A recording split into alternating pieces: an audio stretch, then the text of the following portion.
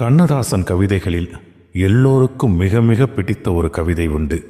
அது கடவுள் குறித்து கண்ணதாசன் எழுதிய கவிதை. பிறப்பென் வருவது யாதெனக் கேட்டேன், பிறந்து பாரென இறைவன் பணித்தான்.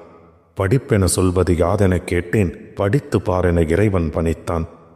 அறிவெனச் சொல்வது யாதெனக் கேட்டேன், அறிந்து பாரென இறைவன் பணித்தான். அன்பெனப்படுவது என்னெனக் கேட்டேன், அழித்து பாரென இறைவன் பணித்தான். பாசம் என்பது யாதெனக் கேட்டேன், பகிர்ந்து வாரென இறைவன் பணித்தான். மனையால் சுகமெனில் யாதெனக் கேட்டேன், மணந்து பாரென இறைவன் பணித்தான்.